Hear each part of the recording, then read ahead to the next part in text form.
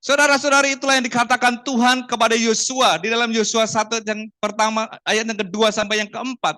Hambaku Musa telah mati, sebab itu bersiaplah sekarang, seberangilah sungai Yordan ini, engkau dan seluruh bangsa ini, menuju negeri yang akan kuberikan kepada mereka, kepada orang Israel itu. Setiap tempat yang akan diinjak oleh telapak kakimu, kuberikan kepadamu, seperti yang telah kujanjikan kepada Musa. Dari padang gurun dan gunung Libanon yang sebelah sana itu, sampai ke sungai besar, yakni sungai Efrat, seluruh tanah orang Het, sampai ke laut besar di sebelah matahari terbenam, semuanya itu akan menjadi daerahmu. Bapak Ibu saudara-saudari yang dikasihi oleh Tuhan, kita tahu siapa Yosua. Yosua adalah abdinya Musa, ya, asistennya Musa, pembantunya Musa. Ketika Tuhan membawa umat Israel keluar dari Mesir, dari tanah perbudakan, dipimpin oleh Musa, Yosua sebagai abdinya Musa. Dan ketika Musa mati, Yosua diperintahkan oleh Tuhan, diberikan tanggung jawab yang besar untuk melanjutkan kepemimpinan Musa, yaitu membawa umat Israel menuju tanah yang telah dijanjikan Tuhan kepada umat Israel. Dan hal yang pertama yang Tuhan katakan adalah bersiaplah sekarang. Dan ada satu tugas yang sangat sulit, yang mungkin mustahil untuk dilakukan, yaitu apa? Seberangilah sungai Yordan ini. Engkau dan seluruh umat Israel itu menduduki tanah yang telah kujanjikan kepada mereka. Bapak Ibu Saudara, kita perlu tahu bahwa Yosua adalah orang yang pada waktu itu masih muda. Ya, Musa adalah seorang tokoh yang senior yang memimpin umat Israel itu. Dan generasi yang dibawa oleh Musa itu sudah pada mati di padang gurun, karena mereka berjalan 40 tahun di padang gurun. Dan yang sekarang ada bersama Yosua adalah generasi yang anak-anak yang lahir di padang gurun. Nah, sebagaimana kalau kita baca di dalam bilangan bahwa umat Israel yang keluar dari Mesir itu tidak ada yang masuk ke tanah perjanjian, kecuali siapa? Yosua dan Kaleb. Ya, 2 orang dari 12 pengintai yang diutus Musa sebelum mereka memasuki tanah perjanjian ini. 10 pengintai yang lainnya memberikan berita yang negatif. Ya, memang tanah yang akan kita duduki adalah tanah yang limpah dengan susu dan madunya.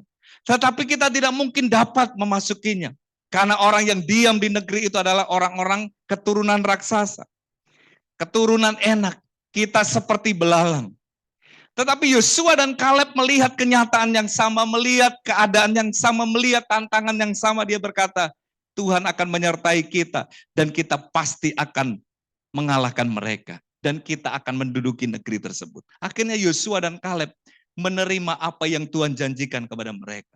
Saudara-saudari yang dikasihi oleh Tuhan, tugas Yosua menyeberangi sungai Yordan. Dan bukan hanya selesai menyeberangi sungai Yordan, ada banyak tantangan berikutnya. Ada tembok Yeriko yang harus mereka taklukkan. Ada musuh bangsa-bangsa di depan mereka yang harus mereka kalahkan sebelum mereka menduduki negeri tersebut. Saudara-saudari yang dikasihi Tuhan, apa yang membuat Yosua berani melangkah meskipun itu mustahil, meskipun itu sulit, meskipun itu ada tantangannya? Kenapa saudara? Karena dia percaya bahwa Tuhan yang menyertai dia, itulah yang akan memberikan janjinya kepadanya. Dan saudara, kalau kita baca pasal demi pasal, dan di pasal yang ke-23, kita melihat bahwa apa semua yang Tuhan sudah janjikan, itu digenapi dan diberikan kepada Yosua dan juga umat Israel. Bahkan dikatakan sesemua yang baik yang Tuhan janjikan, tidak ada satupun yang tidak digenapinya. Semuanya dipenuhi oleh Tuhan. Saudara, saya percaya bahwa setiap kita ingin mengalami apa yang Tuhan janjikan dalam hidup kita. Amin. Tetapi dalam kita mengikut Tuhan, meskipun ada janji Tuhan yang luar biasa, bukan berarti perjalanan hidup kita akan berjalan dengan mudah. Bukan berarti semuanya akan berjalan dengan mulus tanpa tantangan. Saudara, meskipun kita melakukan kehendak Tuhan, hidup di dalam rencana Tuhan, kita tetap menghadapi tantangan dan rintangan dalam hidup kita. Tetapi percayalah bahwa kesulitan tidak akan pernah menghancurkan hidup saudara. Tetapi justru kesulitan dan tantangan itu akan menguji kualitas iman kita di dalam Tuhan. Amin. Iman itu tidak akan terlihat, tidak akan murni tanpa ujian, tanpa tantangan. Dengan adanya tantangan dan rintangan, iman kita akan menjadi iman yang murni. iman yang teguh di tengah-tengah kesulitan ini. Saudara-saudari, itulah yang dilakukan oleh Yosua. Meskipun sulit, mustahil untuk dilakukan. Tetapi Yosua percaya dan taat kepada apa yang jadi perintah Tuhan, yaitu untuk menyeberangi sungai Yordan dan membawa umat Israel menduduki negeri yang Tuhan sudah janjikan kepada mereka. Iman adalah kunci untuk mengalami mujizat Tuhan. Amin. Iman adalah kunci untuk mengalami mujizat Tuhan. Sebagaimana kunci untuk membuka pintu, saudara, ya demikian juga iman kita. Supaya iman dapat membuka pintu bagi mujizat Tuhan, maka kita juga harus bertindak di dalam iman kita. Nah, itulah yang akan saya bagikan hari ini. Sebagaimana dikatakan dalam Yakobus 2 ayat yang ke-17, demikian juga halnya dengan iman, jika iman itu tidak disertai perbuatan, maka iman itu pada hakikatnya apa? Mati. Nggak berguna. Percaya sih percaya, tetapi kita tidak mau bertindak, kita tidak mau melangkah. Saya berikan contoh, saudara. Mungkin ini nggak asing lagi buat kita. Boleh diklik gambarnya? Saudara. Nah, saudara tahu ini pintu apa? Pintu kaca. Pintu kaca yang digerakkan oleh sensor. Artinya otomatis. Kalau kita pergi ke mall atau ke gedung-gedung itu biasanya sekarang sudah pakai pintu yang otomatis terbuka. Kapan pintu ini bisa terbuka? Yang pertama kalau nggak dikunci udah pasti bisa. Yang kedua, waktu kita melangkah saja mendekati pintu tersebut, maka secara otomatis pintu itu akan terbuka. Tapi pintu ini walaupun nggak dikunci, nggak akan terbuka kalau saudara nggak pernah melangkah mendekati sensor yang ada di pintu ini. Saudara-saudari yang dikasih oleh Tuhan, demikian juga apa yang menjadi janji Tuhan.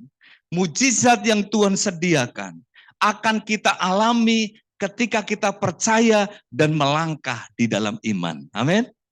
Melangkah di dalam iman, ya, disertai dengan tindakan, dengan perbuatan nyata, dengan apa yang kita percayai, itulah yang membuat kita dapat mengalami mujizat dan perkara-perkara yang besar daripada Tuhan. Saudara-saudari, saya ingin membacakan bagian dari Yosua pasal 3, ayat yang pertama sampai dengan yang ke-17. Saudara bilang, panjang sekali baca firman-Nya hari ini. Saudara mumpung, saudara hari Minggu, saudara baca firman banyak-banyak. Ya, saya bacakan dari ayat yang pertama sampai dengan ke-17. Demikian firman Tuhan. Kisahnya seperti ini. Ketika Yosua dan umat Israel menyeberangi sungai Yordan. Yosua bangun pagi-pagi lalu ia dan semua orang Israel berangkat dari Sitim dan sampailah mereka ke sungai Yordan. Maka bermalamlah mereka di sana sebelum menyeberang. Setelah lewat 3 hari, para pengatur pasukan menjalani seluruh perkemahan. Berkatalah Yosua kepada bangsa itu, kuduskanlah dirimu, sebab besok Tuhan akan melakukan perbuatan yang ajaib di antara kamu. Dan kepada para imam itu Yosua berkata, demikian, angkatlah tabut perjanjian dan menyeberanglah di depan bangsa itu. Maka mereka mengangkat tabut perjanjian dan berjalan di depan bangsa itu. Dan Tuhan berfirman kepada Yosua, pada hari inilah aku mulai membesarkan namamu di mata seluruh orang Israel, supaya mereka tahu bahwa seperti dahulu aku menyertai Musa, demikianlah aku menyertai engkau. Maka aku perintahkan kepada para imam, pengangkat tabut perjanjian itu demikian. Setelah kamu sampai ke tepi sungai Yordan, haruslah kamu tetap berdiri di sungai Yordan itu. Lalu berkatalah Yosua kepada orang Israel, datanglah dekat dan dengarkanlah firman Tuhan Allahmu. Lalu kata Yosua, dari hal inilah akan kamu ketahui bahwa Allah yang hidup ada di tengah-tengah kamu dan bahwa sungguh-sungguh akan dihalaunya orang Kanaan, orang Het, orang Hewi, orang Feris, orang Girgasi, orang Amori dan orang Yebus itu dari depan kamu. Sesungguhnya tabut perjanjian Tuhan semesta bumi berjalan menyeberang di depan kamu masuk ke sungai Yordan. Ayat yang ke-12. Maka sekarang pilihlah 12 orang dari suku-suku Israel, seorang dari tiap-tiap suku. Segera sesudah kaki para imam pengangkat tabut Tuhan semesta bumi berhenti di dalam air sungai Yordan, maka air sungai Yordan itu akan terputus. Air yang turun dari hulu akan berhenti mengalir menjadi bendungan.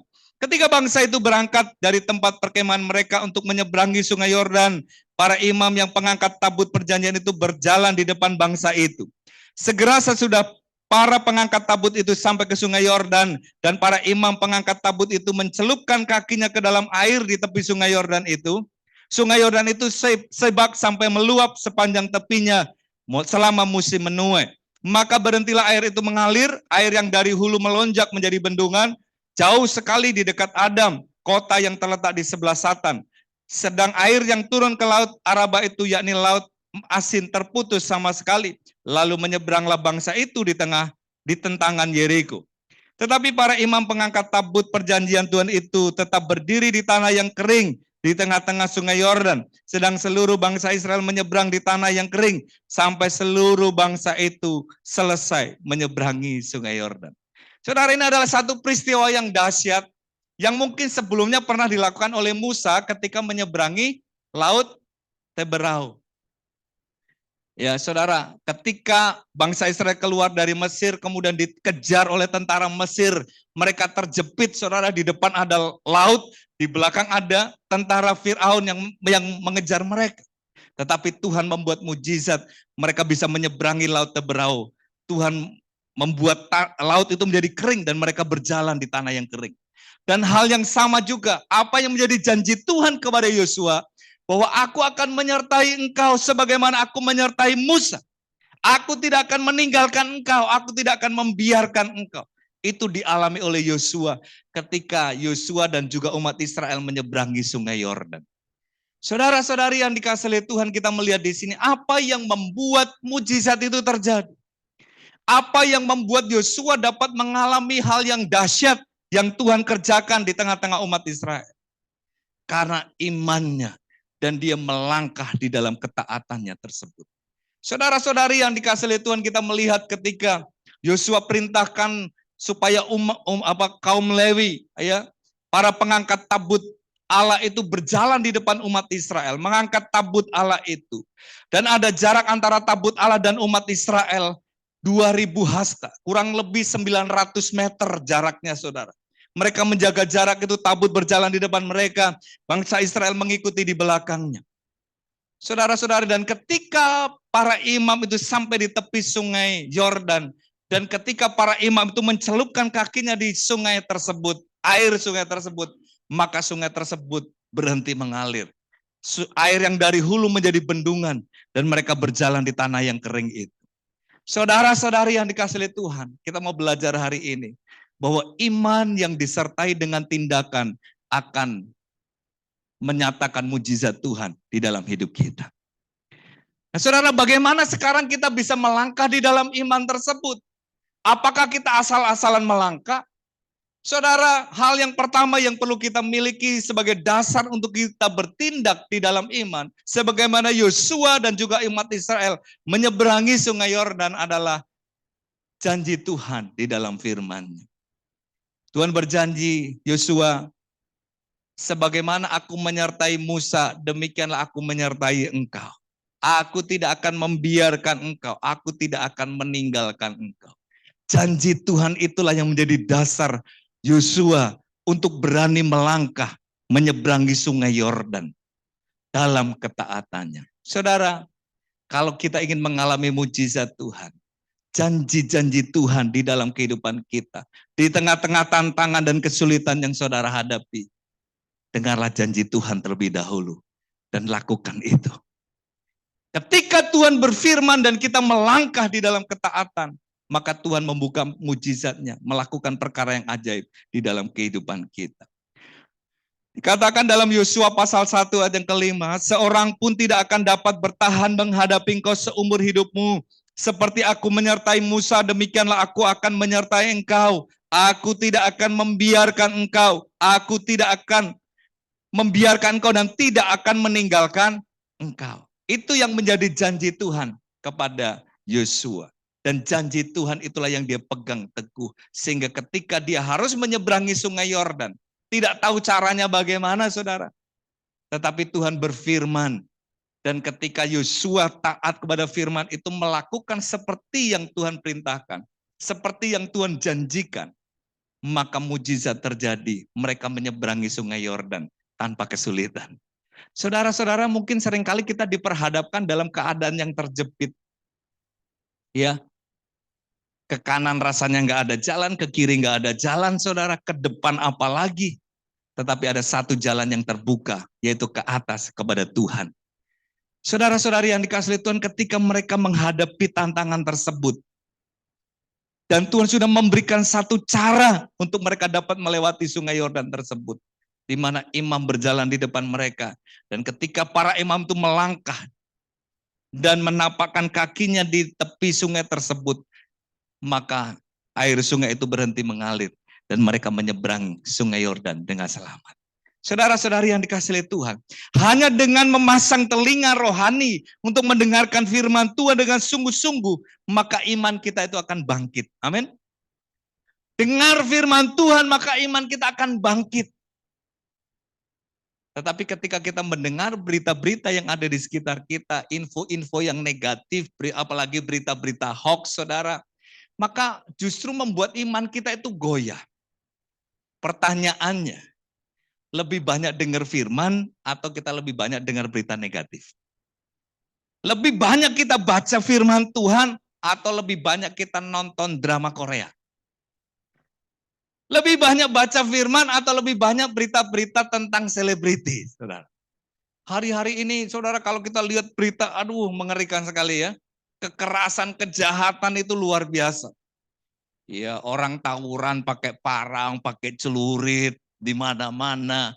Ya, pembunuhan hampir setiap hari terjadi. Baik itu anak-anak, ya penculikan anak-anak dan sebagainya, itu membuat orang makin khawatir dan takut. Tetapi waktu saudara baca firman, merenungkan firman Tuhan, maka iman kita itu akan menjadi iman yang kuat, iman yang teguh di tengah-tengah tantangan. Mari saudaraku yang dikasihi Tuhan, hari-hari ini kita lebih banyak merenungkan firman Tuhan. Membaca firman Tuhan, mendengarkan firman Tuhan. Karena di dalam Roma 10 ayat yang ke-17 dikatakan, jadi iman timbul dari pendengaran, dan pendengaran akan firman Kristus. Jadi iman itu akan timbul, akan bangkit, akan menjadi kuat ketika kita banyak membaca dan merenungkan firman Tuhan. Karena disitulah sumber daripada janji-janji Tuhan di dalam hidup kita. Iman adalah jembatan untuk menuju mujizat Tuhan, sehingga iman yang dibuktikan dengan kesediaan untuk mentaati firman akan membawa seseorang mengalami mujizat yang Tuhan sudah sediakan. Sebagaimana Yosua mendengar perintah Tuhan yang diberikan Tuhan kepada Yosua dan Yosua mentaatinya, maka Yosua dan juga umat Israel mengalami mujizat yang Tuhan sediakan bagi mereka. Saudara-saudari yang dikasihi Tuhan, mari yang pertama, pegang janji Tuhan dalam hidup saudara melalui firman Tuhan yang kita baca dan kita renung. Jika Tuhan berfirman, kita percaya dan melangkah dalam iman, maka mujizat akan terjadi. Amin. Jadi kuncinya dengar firman Tuhan dulu. Tuhan bicara apa? Apa yang harus kita lakukan? Baru kita melangkah seperti yang Tuhan kehendaki. Jangan melangkah dulu baru tanya Tuhan. Kalau kita melangkah tanpa Tuhan perintahkan, itu namanya nekat. Karena iman sama nekat itu beda tipis, saudara. Ya, wah iman. Tapi dasarnya bukan firman. Dasarnya keyakinan diri sendiri. Bisa salah dan kita bisa menyesal dalam hidup. Tetapi kalau Tuhan yang berfirman, Tuhan yang suruh lalu kita melangkah, meskipun itu mustahil, percayalah Tuhan akan melakukan pekerjaannya di dalam hidup kita. Dan apa yang mustahil bagi manusia, tidak ada yang mustahil bagi Tuhan. Amin. Saudara-saudari yang dikasihi Tuhan, itu yang pertama. Yang kedua, dasar untuk kita bertindak di dalam iman adalah kesanggupan Allah untuk melaksanakan janjinya. Setelah kita mendengar apa yang Tuhan janjikan di dalam firman-Nya, yang kita baca, yang kita renungkan, maka pegang itu. Kita percaya bahwa Tuhan itu adalah pribadi yang sanggup untuk melaksanakan janjinya. Dia bukan hanya sanggup dan berkuasa untuk melaksanakan janjinya, tetapi dia juga adalah pribadi yang setia kepada apa yang dijanjikan. Saudara, sebagaimana apa yang Tuhan janjikan kepada Yosua dan umat Israel itu digenapi semuanya. Dicatat dalam Yosua 23 ayat yang ke-14, dikatakan demikian. Maka sekarang sebentar lagi aku akan menempuh jalan segala yang fana. Sebab itu insaflah dengan segenap hatimu dan dengan segenap jiwamu, bahwa satupun dari segala yang baik yang telah dijanjikan kepadamu oleh Tuhan Allahmu, apa saudara?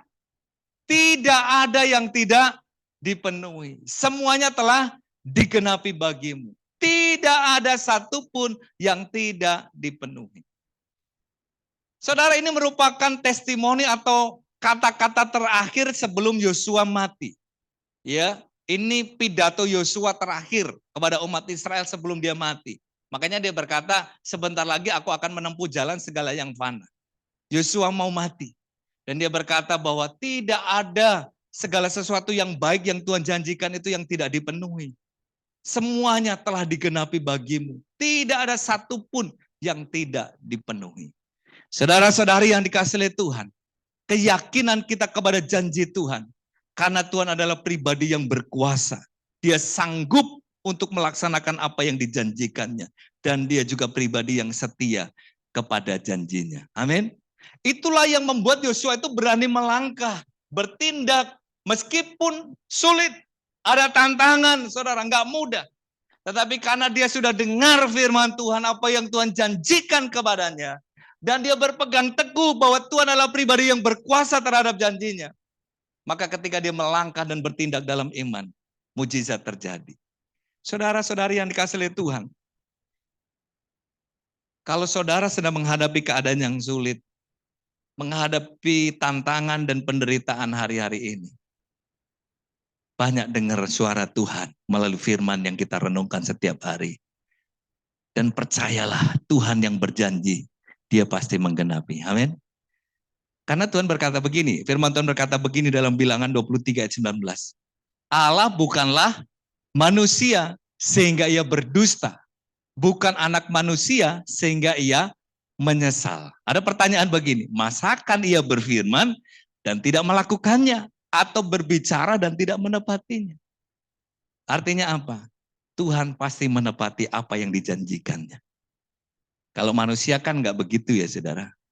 Kau yang berjanji, kau yang mengingkari. Kau yang memulai, kau yang mengakhiri. Saudara-saudari, mungkin manusia mudah untuk berjanji, tetapi belum tentu dia mampu berkuasa untuk menepati apa yang dijanjikan. Belum tentu juga dia setia kepada apa yang dijanjikannya. Saudara-saudari, saya saja kadang-kadang suka minta maaf kepada anak saya. Anak saya masih kecil, ya belum 2 tahun, nanti bulan Juli baru 2 tahun. Saya suka janji, ya misalnya harusnya hari Senin itu kan hari liburnya pendeta, saudara. Hari Senin itu harusnya hari liburnya pendeta. Itu harusnya hari keluarga gitu, saudara. Ya saya udah janji, biasanya saya mau ngajak dia ke pantai, karena kalau di Bangka itu kan banyak pantai, ya hampir ya deket-deket pantai semua, saudara. Jadi ya nggak ada hiburan lain kecuali kita ke pantai, saudara. Jadi saya udah janji besok hari Senin kita ke pantai ya nak. Walaupun anak saya masih belum terlalu bisa berkomunikasi lancar bicaranya, saudara. Tapi saya suka ngomong. Dan kadang-kadang hari Senin itu tiba-tiba ada pelayanan mendadak, ya, atau ada keperluan mendadak, ada jemaat yang harus dilayani, saudara. Kadang-kadang istri saya, anak saya itu udah kasihan. Udah siap-siap, tiba-tiba saya ditelepon, minta tolong nanti ada yang masuk rumah sakit lah, atau apalah. Seringkali saya nggak bisa menepati apa yang saya janjikan. Ya, kadang-kadang saya sudah berjanji, tapi saya nggak setia kepada apa yang saya janjikan. Saya nggak mampu untuk menggenapinya, karena ada berbagai hal. Saudara, itulah manusia. Tetapi tidak sedemikian dengan Tuhan. Kalau Tuhan berjanji, dia pasti menggenapi. Amin. Itulah yang membuat kita itu berani untuk melangkah. Bertindak di dalam iman kita kepada Tuhan itu. Karena kita percaya Tuhan pasti menepati janji. Walaupun seringkali apa yang menjadi janji Tuhan, penggenapannya itu tidak seperti yang kita inginkan. Betul? Kalau kita berdoakan, kita inginnya Tuhan saya minta A. Hari ini juga kita inginnya Tuhan langsung kasih. Tapi kadang-kadang kita harus menunggu atau Tuhan berkata tidak terhadap apa yang kita doakan. Mungkin hari ini saudara sedang berdoa untuk sesuatu yang saudara sedang rindukan, saudara sedang nantikan. Tapi Tuhan belum genapi. Tetap setia kepada Tuhan. Amin. Tuhan pasti menggenapi tepat pada waktunya. Dan sesuai dengan rencananya. Ada yang belum menikah di sini? Yang sedang bergumul, Kenny. Sedang bergumul untuk pasangan hidup, Tuhan sudah berdoa berabad-abad, Tuhan belum jawab sampai hari ini. Percayalah saudara, tepat pada waktunya Tuhan akan sediakan yang terbaik. Amin. Ataupun untuk sesuatu yang saudara sedang pergumulkan hari ini, tetap pegang teguh janji Tuhan. Karena pada waktunya Tuhan akan menggenapi di dalam hidup kita. Hal yang ketiga. Saya sampai jam berapa ini? Hal yang ketiga adalah tetaplah fokus memandang kepada Tuhan. Yang pertama tadi, dasarnya adalah janji Tuhan di dalam firman-Nya. Yang kedua, kita percaya kesanggupan Tuhan untuk menggenapi janjinya. Yang ketiga, fokuslah memandang kepada Tuhan. Jangan fokus kepada yang lain. Nah, saudara, kita bisa bertindak ketika kita fokus kepada Tuhan. Kita fokus kepada janji Tuhan. Kita fokus kepada tuntunan Tuhan. Sehingga kita dapat melangkah meskipun ada berbagai tantangan dan rintangan yang ada di sekitar kita. Karena ketika kita meletakkan dasar pengharapan kita kepada keadaan di sekitar kita atau kepada kekuatan diri kita sendiri, maka kita bisa goyah, kita bisa menyerah, kita bisa putus asa dalam hidup ini. Tetapi ketika kita meletakkan pengharapan kita kepada iman, yaitu kepada janji Tuhan, tidak terpengaruh oleh keadaan di sekitar kita, maka disitulah kita akan berani melangkah. Yosua dan umat Israel menghadapi tantangan, yaitu mereka menyeberangi sungai Yordan. Dan belum lagi ada tembok Yeriko, ada bangsa-bangsa yang harus mereka taklukkan. Tantangannya banyak, saudara. Walaupun Tuhan sudah berjanji, tanah itu sudah berikan kepadamu. Ya, dudukilah negeri itu. Tapi bukan berarti lalu dengan mudah mereka menduduki negeri yang Tuhan janjikan. Ada banyak hal yang harus mereka hadapi. Tetapi Yosua tidak fokus kepada tantangannya. Dia fokusnya kepada Tuhan. Dan demikian juga yang Tuhan perintahkan kepada umat Israel. Itu sebabnya kenapa ketika mereka mau menyeberangi sungai Yordan, ada para imam terlebih dahulu berjalan di depan mereka yang mengangkat tabut perjanjian itu. Tabut perjanjian itu bicara tentang kehadiran Tuhan. Saudara-saudari yang dikasihi oleh Tuhan, sehingga mereka harus berjalan mengikuti tabut perjanjian tersebut, tabut Allah tersebut. Walaupun ada jarak yang sangat jauh, hampir 1 kilometer, saudara. Mereka harus fokus memandang tabut itu yang berjalan di depan mereka. Coba kalau mereka nggak taat, kalau mereka nggak fokus, mereka mau jalan sendiri, mujizat nggak akan terjadi. Mereka akan tenggelam di sungai Yordan. Saudara-saudara, dikatakan di ayat yang ketiga dan 4. Dan juga ayat yang ke-14 dan 15. Firman Tuhan berkata begini. Dan memberi perintah kepada bangsa itu, ini Yosua memberikan perintah kepada bangsa Israel itu. Katanya, segera sesudah kamu melihat tabut perjanjian Tuhan Allahmu, yang diangkat para imam, yang memang suku Lewi, maka kamu harus juga berangkat ke tempatmu dan mengikutinya. Hanya antara kamu dan tabut itu harus ada jarak kira-kira 2000 hasta panjangnya. Janganlah mendekatinya. Maksudnya supaya kamu mengetahui jalan yang harus kamu tempuh. Sebab jalan itu belum pernah kamu lalui. Saudara-saudari yang dikasihi Tuhan, dalam hidup kita, dalam perjalanan hidup kita, seringkali kita itu melewati daerah-daerah, wilayah-wilayah kehidupan kita yang belum pernah kita lalui. Dan seringkali dalam perjalanan hidup kita itu ada banyak tantangan yang melampaui kemampuan kita untuk mengatasinya. Bagaimana kita dapat melewati itu? Kembali fokus kepada Tuhan, pandang kepada Tuhan. Dan dikatakan ayat ke-14 dan 15. Ketika bangsa itu berangkat dari tempat perkemahan mereka untuk menyeberangi sungai Yordan, para imam pengangkat tabut perjanjian itu berjalan di depan bangsa itu. Segera sesudah para pengangkat tabut itu sampai ke sungai Yordan, dan para imam pengangkat tabut itu mencelupkan kakinya ke dalam tepi air di tepi sungai itu, sungai Yordan itu sebak sampai meluap sepanjang tepinya selama musim menuai. Para imam pengangkat tabut berjalan di depan umat Israel dan bangsa Israel mengikuti di belakangnya. Mereka fokus. Karena kata firman Tuhan, karena kamu belum pernah melalui daerah itu. Ikuti saja kemana tabut itu melangkah. Dan sebagaimana ketika Tuhan membawa umat Israel keluar dari Mesir pada waktu dipimpin oleh Musa. Bagaimana Tuhan memimpin mereka? Pada waktu siang hari Tuhan hadir sebagai tiang awan yang menudungi mereka. Dan pada waktu malam hari Tuhan hadir dengan tiang api yang menerangi mereka, yang memberikan kehangatan kepada umat Israel.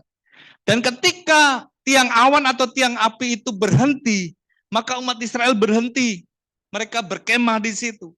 Dan ketika tiang awan atau tiang api itu bergerak, mereka juga bergerak mengikutinya. Mereka fokus saja memandang kepada Tuhan. Konsisten memandang kepada Tuhan.